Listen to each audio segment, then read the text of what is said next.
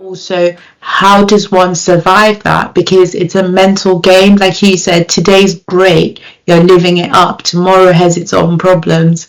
So how does one cope with that? Definitely, visa is a challenge thing. I can imagine that. And I've seen people suffering from it, and I still see a lot of Indian students who come to my office, they are stressed. About Germany, the things are very straightforward.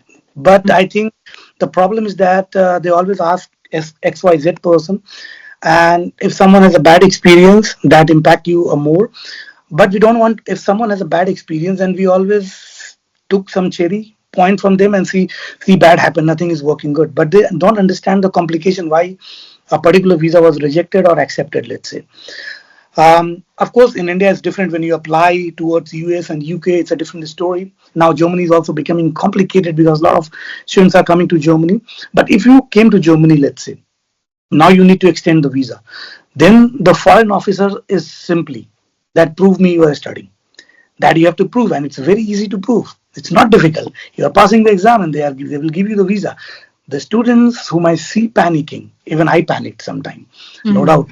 I said, shit, I was not performing very well in bachelor because language issues was there, and I was shit. Well, how I will say if I don't pass the exam, they will not give. And then I gone to Ausland and Beora. I had a plus point because I could have. I mean, I was speaking German, so they are very. If you speak in their mother tongue, they are nice at least. I don't know about the English-speaking country, but thank God they were nice to me. And I said, these are the issue. What do you think? He said, see, as long as you are studying, as long as you are not doing anything wrong, you will get the visa. Of course, it takes time. Of course, they are not saying it very direct because they are not supposed to say that. Because if they said it, means it's law and they cannot promise us anything. So they just say indirect. I can understand if I work in a foreign office, I just judge a person on the form of paper. I will not see his or her background stories, how their private problem is, how their finance problem is. So I cannot, I mean, I know many say our foreign office don't understand it, but just put yourself in their position. So I always say in Germany, at least if you are studying properly, if you're performing properly, even there are a couple of up and downs, not a problem. When it comes in terms of showing the finances, they just want to see that you have that €1,000 or €800 now. It keep changing that money is coming in your account all the time. The problem is that many students who come on the visa purpose, not all but many, they don't study, they just work part-time job to get the money, and they are ruining the complete system. So I don't know how to filter that system, how to do it, but one thing I know, it happened with me, with my friends, everyone. If you are studying, they talk to you, they understand you are studying or not.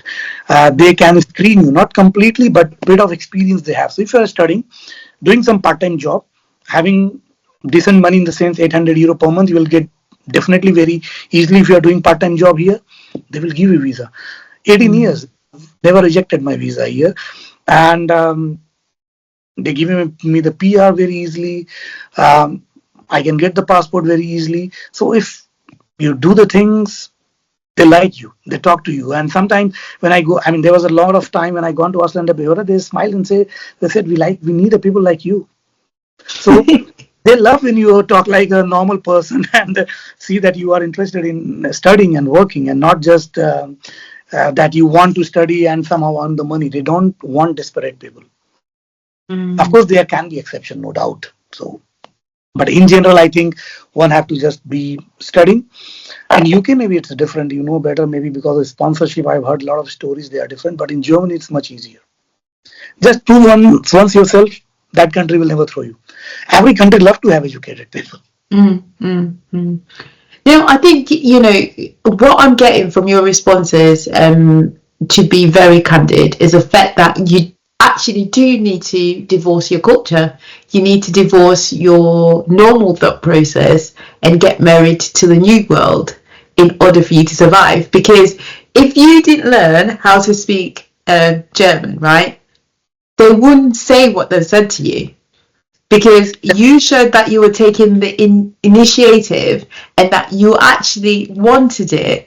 That's why it was so easy. Going back to stick to your own people, that's what works. Because when you stick to your own people, you still behave the same, don't you? You don't really explore and have a different perception. But because you were, to be colloquial, you were really hungry.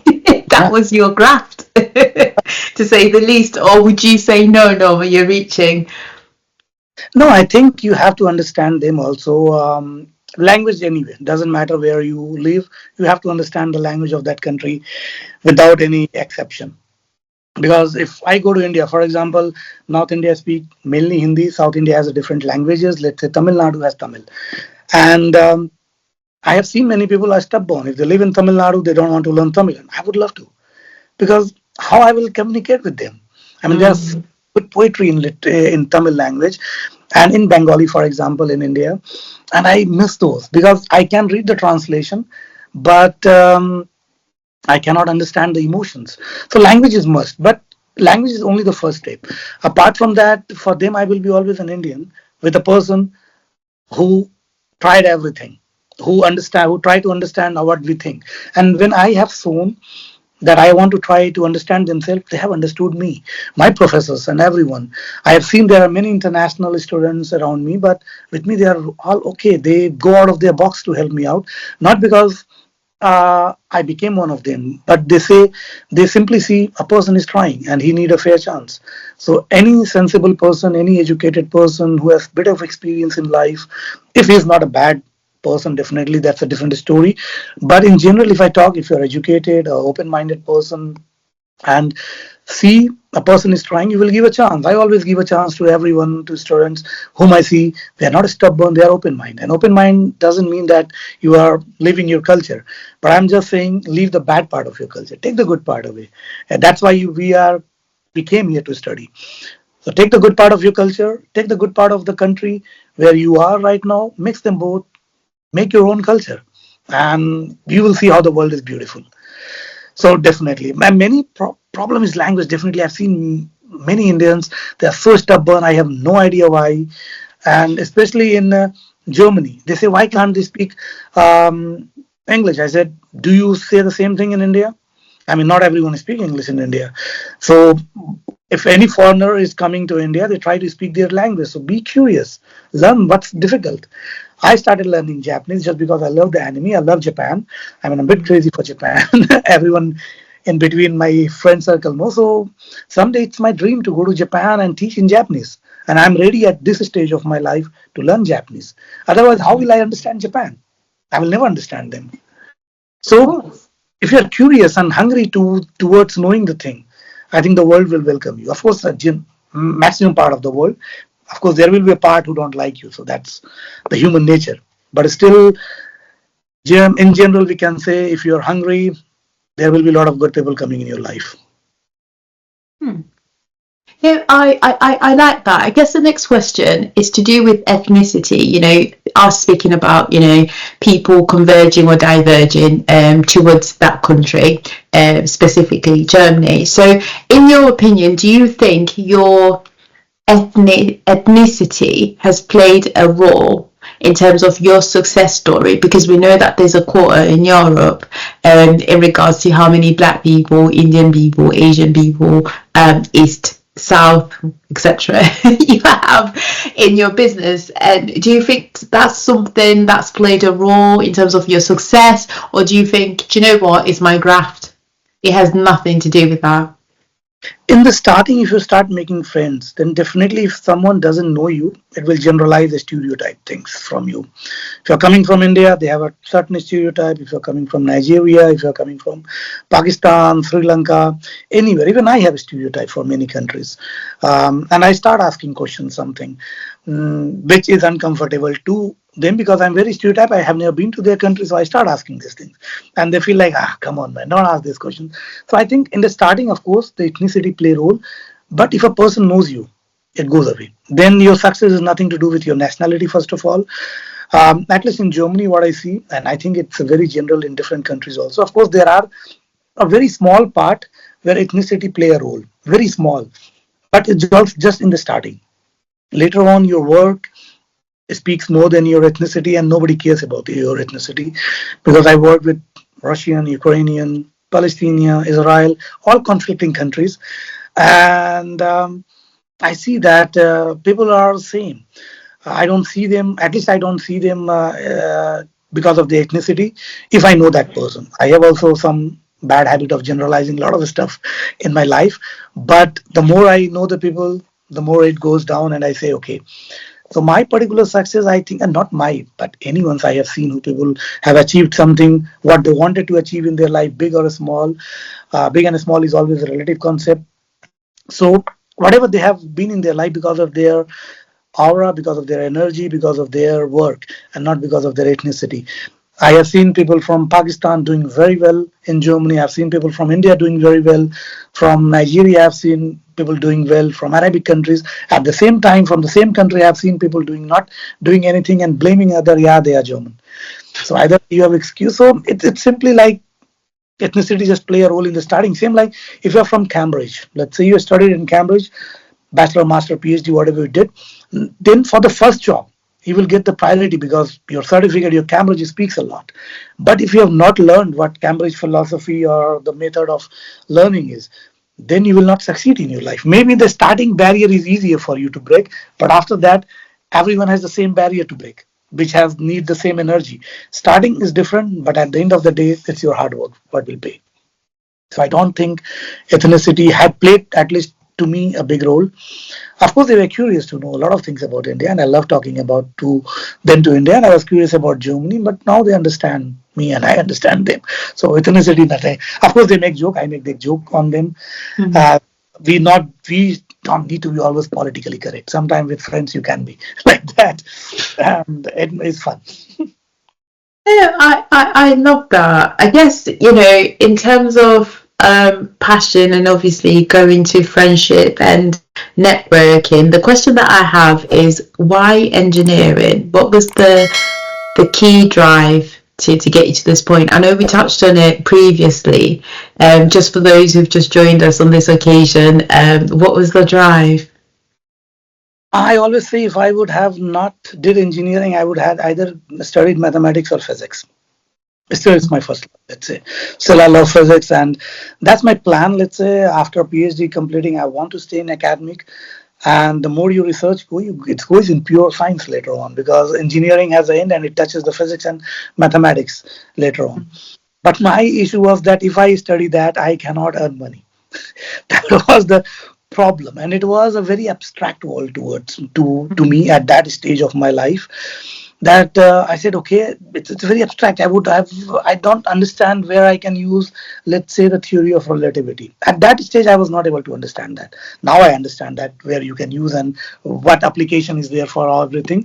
So I chose, let's choose something which has physics, which has mathematics, and which has, let's say, application also. And classical engineering, like civil engineering, mechanical engineer, electrical engineering, these gives you this combination. IT is not, I always say, computer science is not a conventional engineering. Of course, maybe after 100 years, it will become a very conventional engineering. But for me, seeing the application of in mathematics and physics made me to move towards engineering, and I have used a lot of application of it, but I think now I will converge myself towards in that direction someday. Let's see how. No, I love your honesty, and we've been touching on this theme, which is money talks. Basically, without money, life can be unbearable because you need to pay your bills and you need to enjoy your lifestyle. Yours is just Japan. That's your lifestyle. Very expensive lifestyle. Um, so to move on to the next question, it's in regards to defence. Obviously, you've been preparing to finish your PhD. So take us through that journey. What does one need to consider when they're preparing to finish their life chapter as a PhD researcher? For me, it was the stress came when the date of defense was declared. I was not at all stressed. Of course, stress in the sense sometimes you have a deadline, sometimes you don't have an answer, then you have up and downs. It's okay. But I was not in stress throughout my journey. I enjoyed the phase. I enjoyed so much that I wanted it to continue. And then I think, of course, at the same time when I was writing the thesis, I was working also on different research projects and everything. And I enjoyed writing phase a lot. The reason was simple. I wanted to tell the story to the world. And I always believe if you do a research, of course you won't, but at the end when you want to publish something, let's say paper, or you want to publish your dissertation, you are telling a story which is a closed story. You are presenting something towards people who can understand. So for me, it was like I was excited in telling a story like a filmmaking. I'm making a film. There's a problem. There's a villain. There's a hero, and there's a situation. Let's do it like that. So I was enjoying the phase. The stress really came when the date was announced that now is the defense, and I was really in stress. Mm-hmm. Why? I knew that things will go good. Uh, and I knew my professors. I know that they will not judge me on one day. They will judge me on my 5 years work. Nobody is judging you on that 2.5 hour or 3 hours or 2 hours defense, because here half an hour is presentation, and 1.5 hour or 1 hour, 2 hours, depending on the situation, they can ask questions. Minimum 1 hour is, of course, their questions and answer round. Um, and I don't know why I was stressed for their questions. I know those people, they know me. So why to be stressed? But I was stressed, and I was really bad in managing it. But the D-Day came, and what I was preparing when the presentation was, when I was preparing the presentation, I was showing every colleague, let's see how your point of view is, and everyone was giving their comment.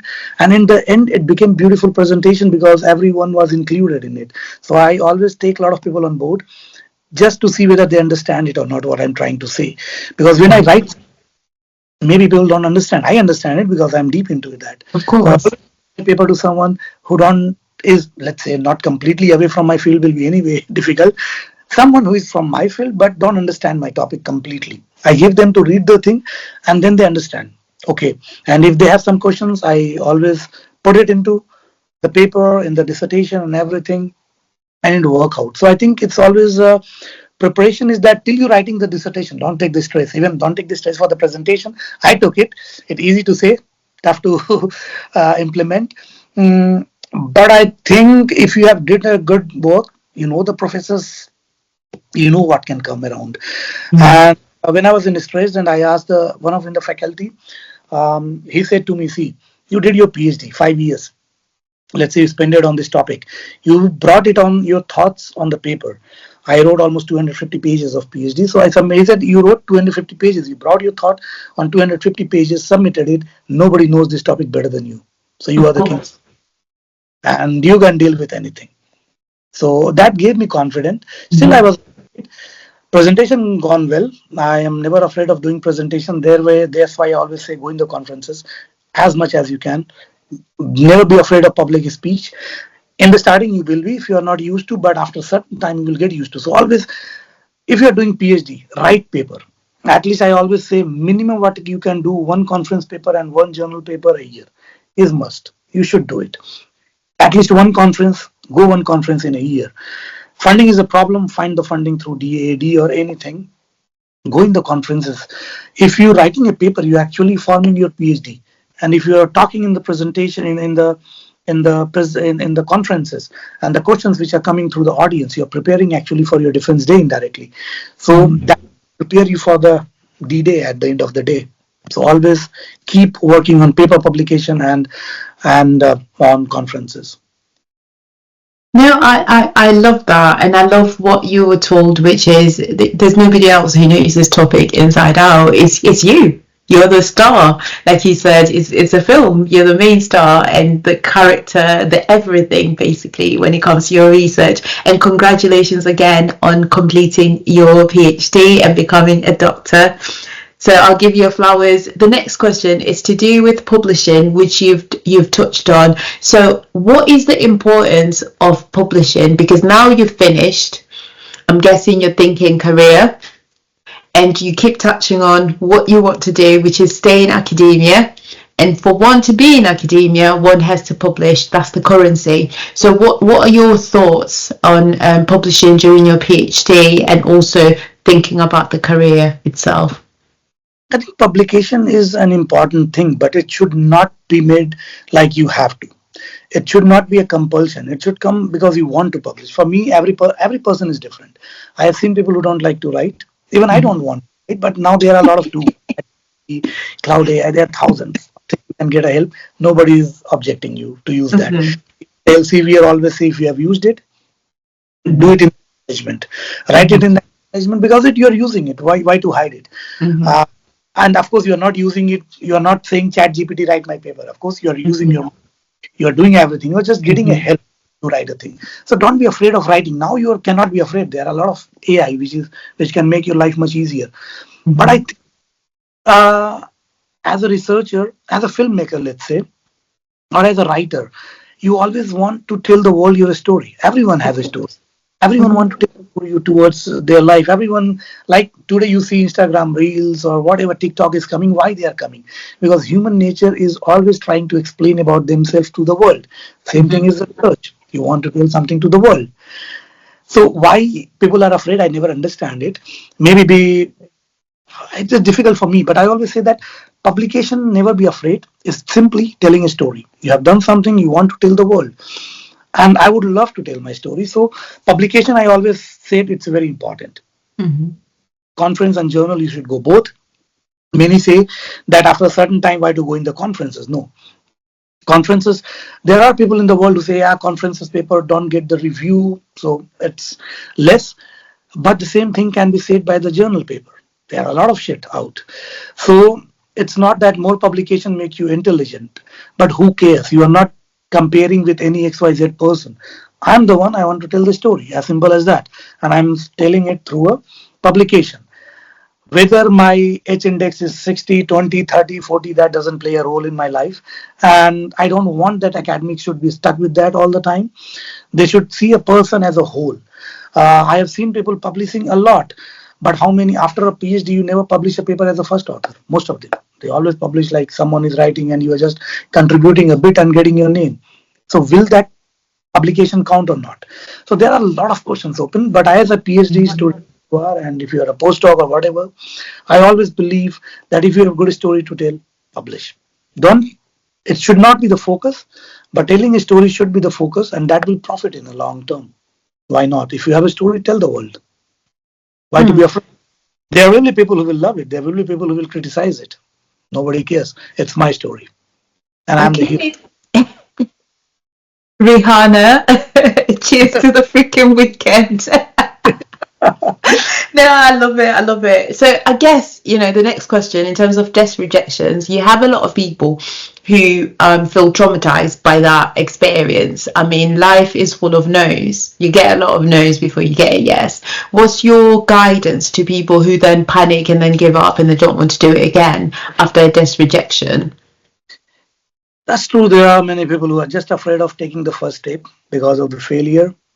I know many people in personal in that, but I always say that right now what you are doing after 5 years, if you look, you will laugh on your own work on your own. So I always say the best funny person is that who can laugh on themselves. So you should start laughing on your failure. It's not a failure of lifetime. It's a failure of certain. And if you don't do mistake, how will you learn? Of When course. I first paper, I laugh and I said, "Who the hell published it?" I would have never done that. So this is how you grow. Mm. And I'm sure after 1 year, if I look my PhD thesis, I will laugh on that also, because you improve yourself by doing a lot of mistakes, not by knowingly, unknowingly. So I Mm-hmm. think I take it as a healthy. It's difficult when I, even till now, I get a mail of a lot of rejections, my papers and something. When I read the paper, I said, shit, man. And after an hour, I said, good. There are a lot of journal paper. That's not the end Yeah. of the life. There are people who will understand my story. There are people who, like, for example, I review a lot of paper. Mm-hmm. Some paper comes of reviewing, I said, man, why it even go through the editor? It's really shit. But the person who wrote that, he think he's the best. Of So course. it's a relative thing, no doubt. But for me, it was like, why you haven't written that? But there are papers I said, wow, he doesn't need anything. So it's always a relative concept. And when someone reject my paper, I always say, okay, I was not good enough to tell my story. I was not good enough to convince him. Let's work on it. Let's convince him. So always take it as a healthy way. They're simply improving your storytelling at the end of the day. So rejection will come, doesn't matter how perfect you are, because you cannot convince a person who is reading it. Will see, a lot of questions can arise, which not arise while I write those things. So if someone is rejecting, someone is asking, be thankful to them, because that is improving your talent, that is improving you as a person. If you're not getting rejection, something is wrong in your life. So if you fall in your life without getting rejection 10, 20 years, if you fall in that life, you will never get up. So be thankful when you are getting rejected. I always say to people.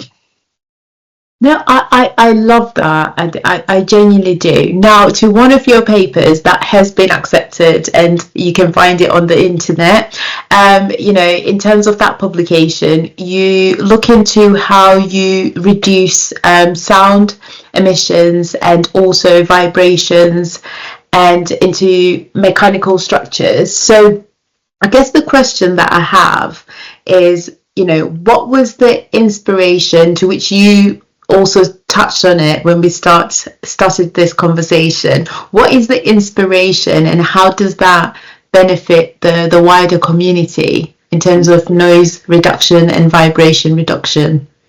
Yeah, definitely vibration has a lot of issues. If you are driving a car, it will vibrate a lot. It's not fun to drive. Same with the train. I can see the difference, a train between, let's say, Germany, Japan, and US. I was traveling through a train from New York to Philadelphia, and I just smiled and I wrote a story on Instagram that US need good NVH engineers because it was vibrating a lot. It was too much loud, and I said, "Man, who travel with this fucking train here? It's really irritating." So definitely, if as a passenger, if you're traveling by a train, or let's say if turbulence, flight is there, you don't like it. But like, so these definitely with these examples, you can say that the vibration is important, no doubt. Even all thing to big thing which we don't experience on daily life. Let's say if a satellite is having a vibration, then their camera, which take the picture of the Earth for the security reason, their picture are blur, which definitely we don't want. So people who are working in the security, they are working on the weather forecast and everything. For them also vibration is a problem. Apart from the noise, when something vibrate, it creates also noise. It's a big topic, but let's say when something is vibrating at certain frequency, that can emit noise, which you see, for example, if you are driving a car and there is a combustion engine, let's say, right now there is electrical engine also, and that also produce noise. But let's say combustion engine is vibrating, and through that vibration propagate through different part of the car, and when it travel in a wave, then of course it vibrate, and that vibration can also produce noise. So if you're driving a car and hearing some upset noise, you will be very uncomfortable driving that car. So it's definitely a problematic issue. So you need to reduce that at a certain level so you don't feel uncomfortable while doing your daily activity. In terms of, let's say, mixer in home, it's very loud, you don't like it, but sometimes sound is needed. It's a very big, I can go on a day to talking on that. For example, if you're clicking a camera, if you don't get that flash click, you don't get a feel like, oh, something's wrong. Electric car is becoming silent, but if become too silent, you will not enjoy, you will not get the experience because you're used to of this particular sound. If you're having a hair dryer, if it sounds something like that, you will get irritated. So sound is also good in that sense, but sometimes also bad. So we need to reduce, we need to understand all those things. So in my case, reduction was definitely was a study, and there are different way to reduce: active, passive, semi-hybrid, and something having their own plus and minuses thing. For me, it was a particle damper thing because it's a broadband damping concept. It doesn't reduce the vibration at particular resonance frequency, but at the different resonance frequency at the same time, and it's very cheap. Very cheap, easy to install, but the physics behind this is very interesting. That's what made me interested. Application wise, it's very easy, let's say, but the physics, let's just imagine you have a steel balls, marbles, 100 of marbles in a box. Having you let's say shake the box like this, and the marbles inside have a chaotic motion, and you want to understand that. That's why damper is at the end of the day. I want to understand how they move at certain time, how they collide, what kind of friction is there, and that makes it very challenging, but at the same time interesting. And I hope that in my academic 10-20 years, I will develop this concept from the physical and mathematical point of view much better. So. No, I love that. And in your paper, you did assert that, basically with wind turbines, they make a lot of noise. So I was thinking of the global south, and in there you stated that, it causes sleep deprivation and fatigueness, and people get irritable. So I'm thinking, right, in the global south, we look at these poor countries, they've got wind turbines. I've never seen a story of somebody, going through what you stated in there. Is it a rich man's problem? And poor people, we don't hear them, because we're poor. That's true. Because, for example, if I go to India on the street, it's too loud. Nobody cares the sound. Yeah. It's indirectly affecting the entire generation. People don't see it and don't care because they are used to in the system, but just honking on the street all the time, and suddenly you will see that after 80 years, for example, your hearing capability get reduced. It's a age factor, definitely. But if it is 80, let's say in Europe, I'm not, I mean, I don't know exact age, but let's say it's 80-year-old person in Europe, hearing bit less with the aging. The same phenomena will happen to, for example, in India at 60, because you are exposed to that sounds which human beings are not used to. And the reason, when you see that the structure of the ear, they have eardrum, of course, they have a small, I always forget the name, they have a small hammer which is known as amplifier. They hit the drum, they excite the wavelength of the sound, and there is cochlea, that, Hmm. and they have that hair, very small hairy part. So Yeah. they vibrate, so that when the air, that hair is vibrating, that are creating electromagnetic wave, and that electromagnetic wave is giving in your head a signal what you have to hear, how you have to hear. Now just imagine you are hearing always the loud music, always loud, then that hair will somehow die someday. Then you will have a hearing loss. So people don't see it, but they get hear loss very easily. In India, for example, hearing loss is a very big problem, and that is coming because of all those issues. That is the one issue, let's say. Other thing is that it's not only sound, it's also the vibration can also create the fatigue in the component. So the component which can live for 20 years can getting destructed in 10 years, economical failure.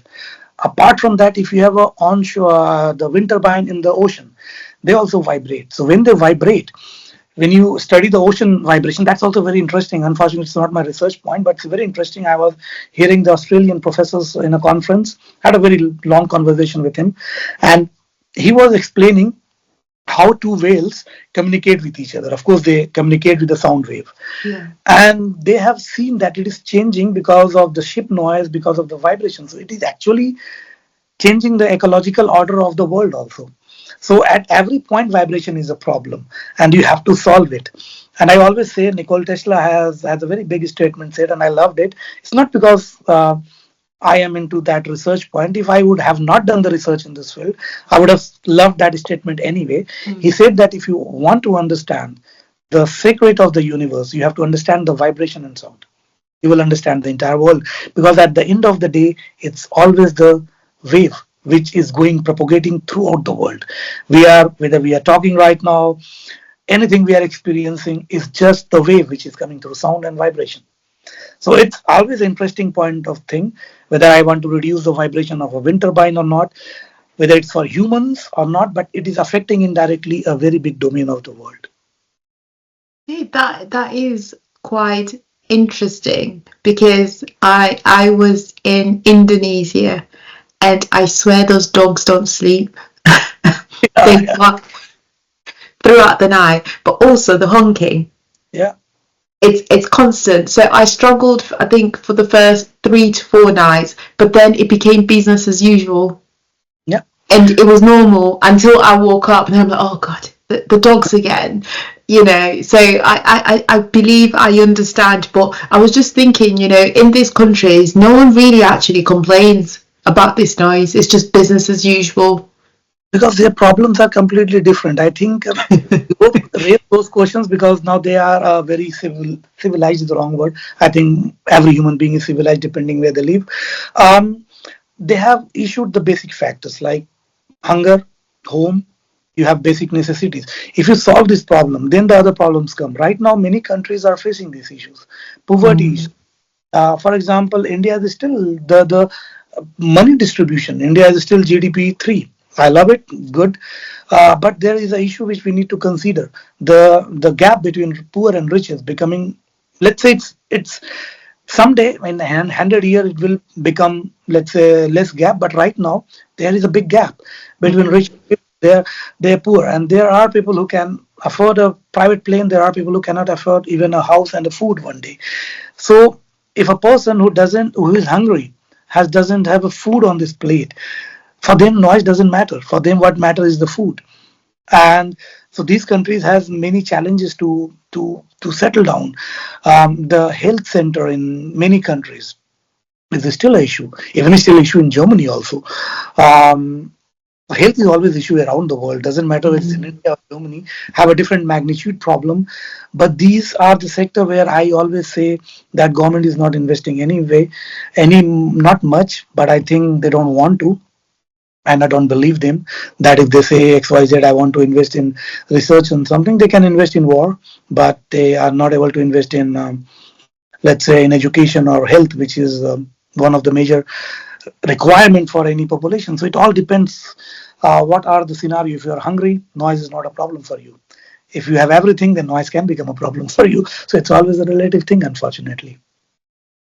No, thank you so much for explaining and for exploring. I know this is not your research directly, but it does interlink, because I was curious to understand in terms of, you've made a statement in terms of sleep and irritability, and then you're looking at these countries when you visit them. Even in India, I mean, you're right. It's that honking, it's the voices, they're loud, and there's so much going on that you have to focus essentially. In some African countries as well, when you go to the street market, it's so loud, you get irritable. But then for the normal population, it's business as usual. It's normal. So I was just curious to understand a bit more. And I guess, just to summarize in terms of our talk today, and you reflecting backwards, what are the key 3 things that you would share with somebody who's watched this discussion and they're like, I definitely want to go through the same path as Dr. Future Professor Braj? What are the key 3 things that you would share with them? I think I would just say one thing, and that's like follow your heart. Do what you want to do. Do some work. I mean, if I don't get the money, I will still do the research. So if you are passionate enough to do something without any financial thinking, go for it. So you should not do research because you want to become a professor or you want to become a scientist, then you will not succeed. That will come with time, or may it will not come, because becoming a professor is not an easy thing. But you should follow your heart, because at the end of the day, we are humans, we are curious. Um, and At certain time period when you are about to die, you should not regret your life, that you should have done it better, you should have done it differently. So never have that regret. Play your music. I mean, I always say that you should sing your own song, and for that you need to find it out what you want in your life to do. If you want to play cricket, play it. If you want to be a musician, be musician. Don't think it's, I know it's very easy to say and difficult to follow. It's not a very easy thing, but becoming happy in your life is also not an easy thing. I think it become a very cost. It's actually becoming a happy person is one of the most easiest, but at the same time one of the most difficult thing in a human person, because we are distracted by different thing. Society, we want home, we want car, we want financial security. You don't want these things if you want to become happy. I always say that. Usually, I just need a food too, and I should not be hungry. Of course, I should have a good food to eat at least, and I'm happy. I don't want a home. I don't want a car. So if you set your priority differently and follow what you want to do in your life, just go for that. Doesn't matter how tough the life is. Um, if you want to go for a research, go for that. You should enjoy the failure.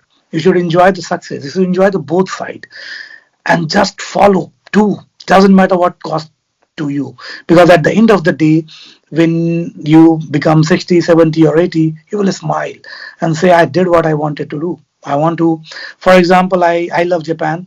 I want to go to Japan. I go 5 times. I don't care whether I have money or not, whether I have a saving or not, because I don't want to regret. I know at that age will come where I cannot travel much.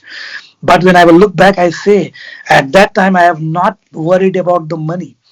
I don't worried about the saving. Who cares? I will survive. That's I will survive anyhow. I did though.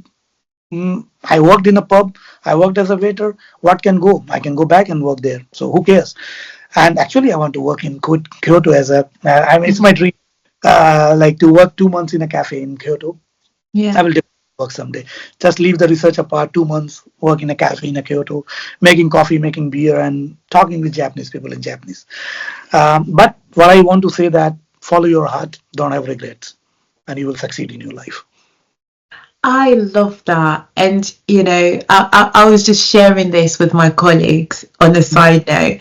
I was like, I enjoyed Indonesia. I was in a village with chickens, and I said, I found myself, I was so happy. Like, I had nothing to look forward to except for get myself up and walk and see a waterfall, and just speaking to the locals and trying to learn the language, asking them how you say hello and good evening.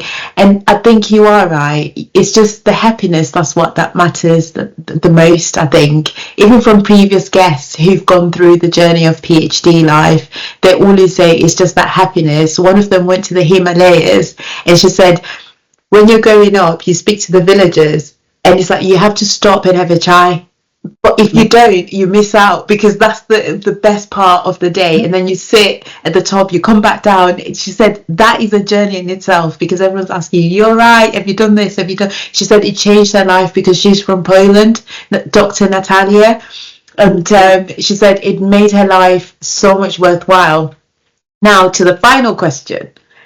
In your opinion, do you think PhD Hard Talk is beneficial to the wider community in terms of ourselves as researchers trying to disseminate our research, and also universities alike? Or do you think, no, Noma, it's not working, even though I've come back again? Do you know what? Call it a day. No, Stop I it. think it's a good initiative. Unfortunately, researcher scientist doesn't talk much. Academic has a lot of drawbacks, which we need to change with time, which is unfortunately not changing. Of course, a lot of things have changed. So scientists need to be vocal, which we are not, unfortunately. I try to talk much on conferences, much through my papers. Many do that, but I think a platform like PhD Hard Talk is necessary to bring the ideas out of research also. It should be not always like talking about paper.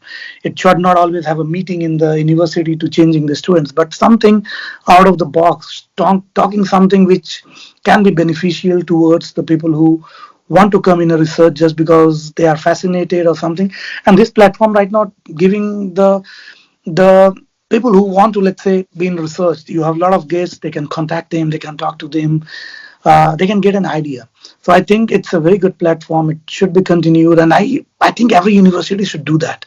They should not always focus on professors or people who do a PhD. They should always also focus on the people who are working in the university, let's say, who is cleaning the desk in the university. Should bring those people also on the desk, because it's a system. Everyone is a part of that system, how they see the university.